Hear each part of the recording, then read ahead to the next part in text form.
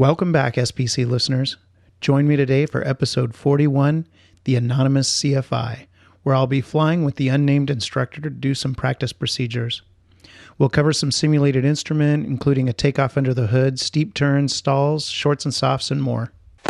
Chandler Tower, Cherokee 4121 Tango is at Chandler Air Service. We have Zulu, and we'd like a south departure, please. What does it take to be an angel?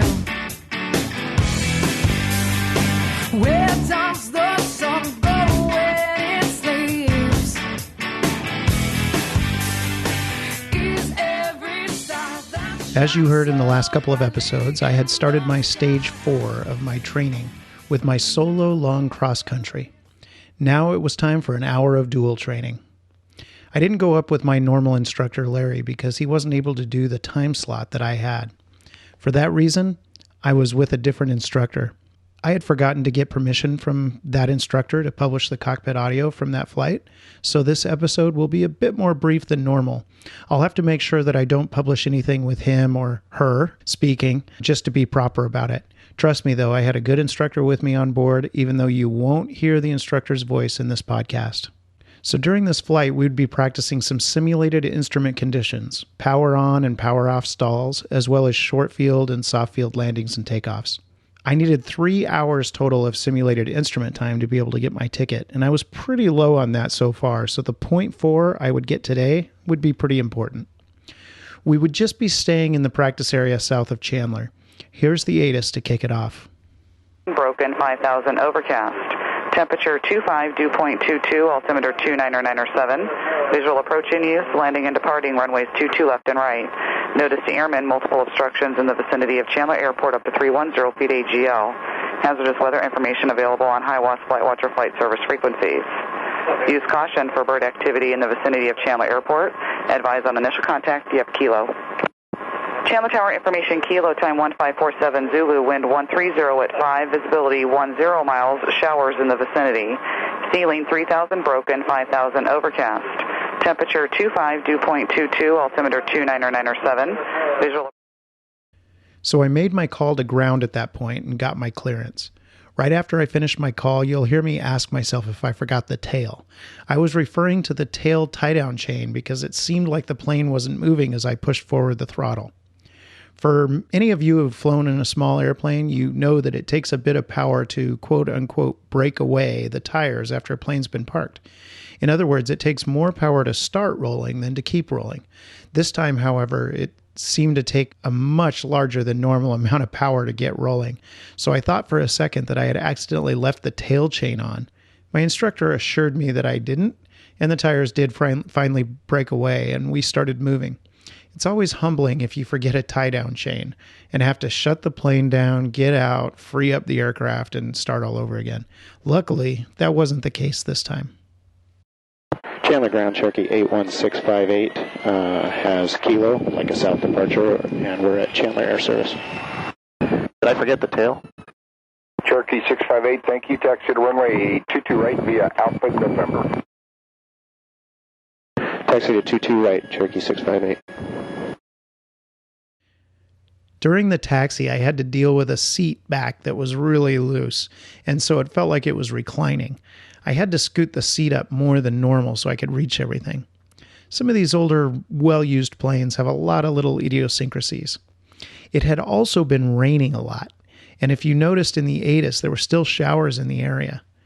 When we get a good deal of rain, some of the planes would have soggy carpets as the door and window seals weren't all that good sometimes. That was the case this day. My seat was leaning back and the floor was soggy. Just another day of training. So after my pre-flight checklist, my instructor briefed me on some of the first things we'd be doing. I would start with a takeoff under the hood, so simulated instrument takeoff. And then I would get instructions to intercept certain radials and turn to certain headings and get altitudes, etc. And I would try to keep track of it all while doing my instrument scan. I was told that I would be asked to fly a heading after taking off, and I would intercept the Willie 220 radial, and then I would move on over to the Stanfield 350 radial, which I would also intercept. I would set the DG to 220 at the beginning to align with the runway before takeoff, Full power against the brakes, and my whole world would be 220 on the DG. At 60 knots, I'll rotate 2 bars up, and then when I hit 80, establish my climb to keep it right there. I asked if anyone would actually take off in conditions that would require a blind takeoff like this, and my instructor said there are situations, of course, where it's legal, but whether it's wise is another story. So the instructor would get us all lined up on the runway while I was donning my hood, which is the vision restriction device to simulate instrument conditions. It basically keeps me from being able to see anything out the windows and restricts my vision just to the panel. Just before I made the call to the tower, we heard this exchange between an arriving pilot in a decathlon and the tower. He had a radio display malfunction, so he couldn't get the ATIS, but needed to land. Chandler Tower, Decathlon 8 Sierra Charlie. Decathlon 8 Sierra Charlie, Senator. You want me to make the call? To the south at about 5 miles south-southeast, and I've lost the display on the radio, so I'm not going to be able to go to ATIS, and I need to come in and land.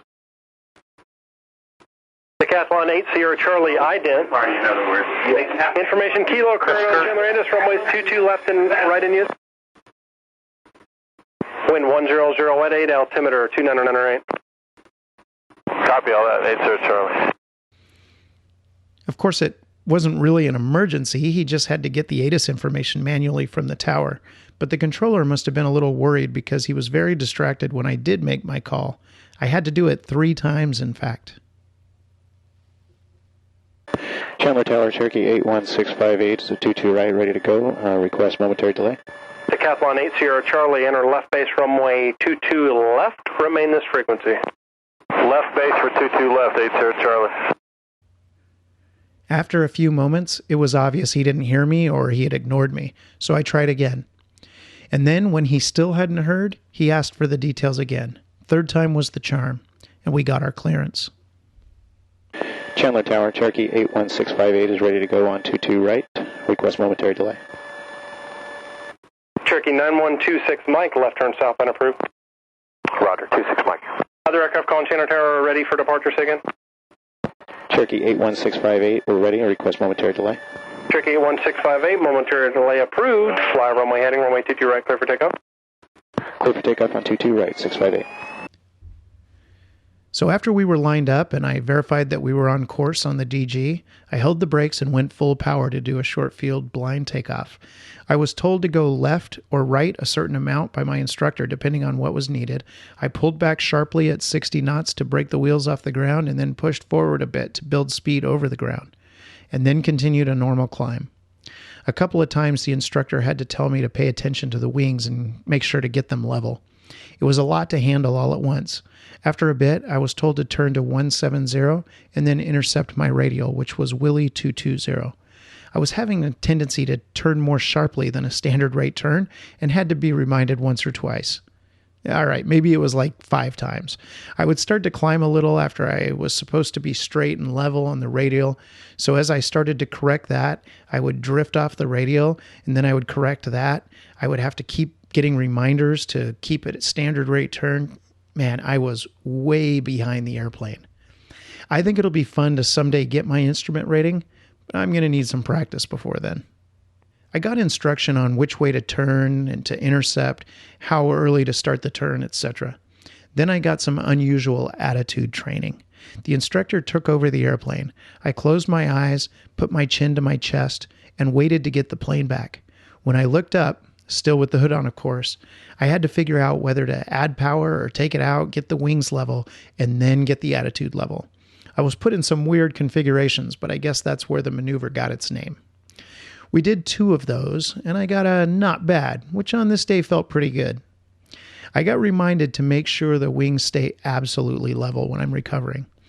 I then did a couple of steep turns, one each way, while of course holding my altitude. I was at 3,000 feet for these. On the first one, I rolled out a bit too late and ended up 5 or so degrees past my target heading. The second one was better. At that point, I was asked to do minimum controllable airspeed, or MCA. I was to hold my 3,000 feet and the heading I was on and get to minimum controllable airspeed. With the stall horn squeaking, I then got a couple of left turns to different headings and then a right turn and then another left. I got reminded to make sure I look the direction I'm turning before I start the turn. We had already done a clearing turn, of course, before starting the maneuvers, but I was told that making sure I looked before making a heading change is really critical, and so I started doing that more. At that point, I had to bring it back to cruise while maintaining the altitude at 3,000. Fun maneuver, and I was told it was a good one. I nailed the altitude. Then it was time for some stalls. We started with an approach stall or power off stall. It started with one straight ahead, and then one with a turn to the left, and then to the right. My right turn stall recovery was better than my first one, as I wasn't aggressive enough on the wings level recovery at first. The second one was decisive and good, though. Then we did some power on stalls. Again, one straight ahead, one to the right, and one to the left. The first one I had to do again because it just didn't seem to stall correctly. It would start to brake, but the nose lowering would stop the stall, so I just needed to hold it a bit longer. The stalls went fine, and immediately after recovering from the last one, the instructor pulled the power and notified me that I'd just lost my engine. My engine out response on this flight was one of my worst ever. I configured the airplane quickly, but took quite a while to decide on my landing spot. And then I second-guessed it. By the time I decided that it was definitely my spot, I realized I had forgotten to run my checklist to try and restart the engine. By the time I finished that, I was out of position for my originally spot, and I had to change to a secondary choice. Ugh, it was not good. Then to make matters worse, the flap handle kind of stuck, so it slipped 2 notches out after I started my go-around when I meant to take 1 out. My climb out was affected, of course, and I was a little alarmed about that. All the while, my instructor was being calm and helpful. Once recovered and back straight and level, we headed back towards Chandler to do some shorts and softs. Here's a portion of the ATIS as we headed back. Departures advise ground control direction of flight. Use caution for bird activity in the vicinity of Chandler Airport. Read back all hold short instructions. Hazardous weather information available on HIWAS flight watch or flight service frequencies. Advise on initial contact. You have Mike. Chandler confirmation Mike, time 1648 Zulu. Wind 090 at 9er. Weather better than 5005. Temperature 25, dew point 22, altimeter 2997. Visual approach in use, landing and departing runways 4, left and right. In a few minutes, we were within 6 miles or so of the airport, so I made my initial call to the tower. Chandler Tower, Cherokee 81658 is 6 miles south, inbound with Mike for touch and goes. Cherokee 1658, Chandler Tower, good morning. Make right traffic to runway 4 right, report 2 miles south. Traffic will be in the pattern at Archer. Right traffic for 4 right, and we'll report 2 miles, 658. So shortly after that call, we were told we were right on top practically of some unknown traffic. Cherokee 658, traffic ahead and slightly to your left, less than a half mile, type and altitude unknown. Looking 658. Cherokee 658, altitude indicating now 1,800 on traffic. We still don't have them 658. Cherokee 658, roger, it appears that you overflew the traffic. Okay. Roger, 658. We were both looking hard as that was pretty close, but no joy. Neither one of us could see it. I told him so, and then he said we had just overflown them. That was nerve-wracking. As soon as my instructor said it must have been a helicopter, they called in reporting 5 miles from the airport, and sure enough, it was indeed a heli. A minute or so later, we had some more fun with traffic. The tower calls up and tells me to follow some traffic in the pattern, and for the life of me, neither of us could pick that other Cherokee up either. 58, you'll be number 2, following an Archer, crosswinded and downwind 1 mile past departure. We're looking for that traffic, 658. I got nothing. Probably pretty low. Cherokee 658, the traffic you're following is at your 12 to 11 o'clock and 2 miles, 2,000, climbing to pattern altitude. Still looking 658.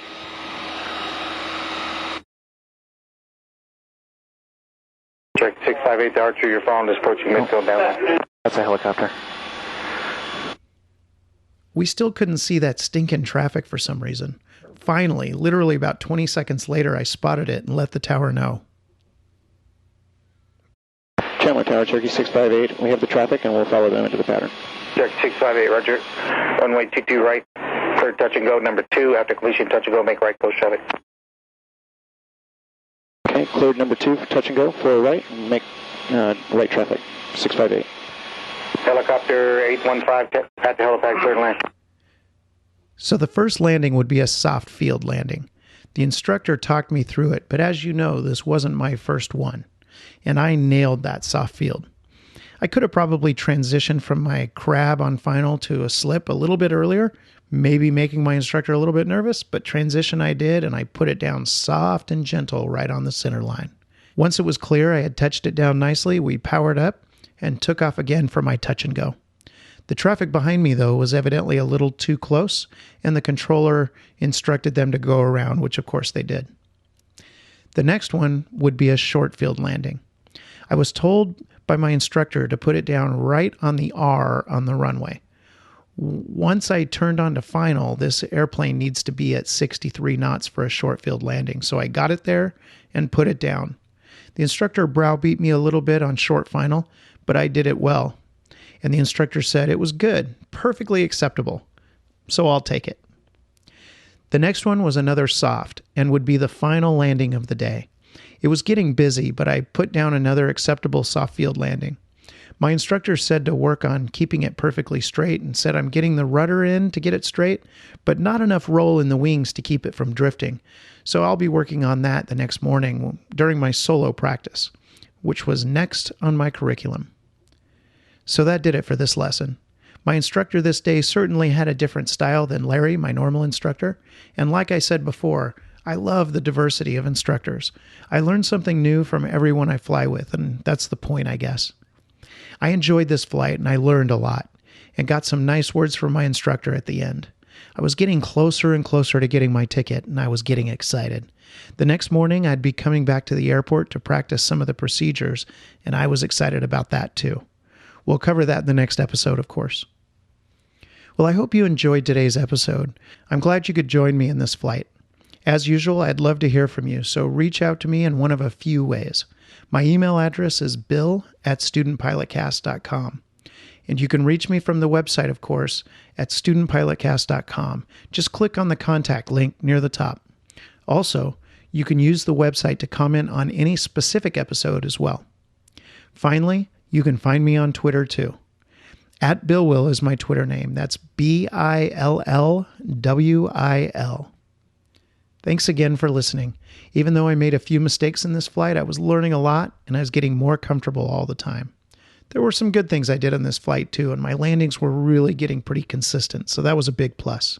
Mistakes or not, I was progressing, and I was going to be a pilot.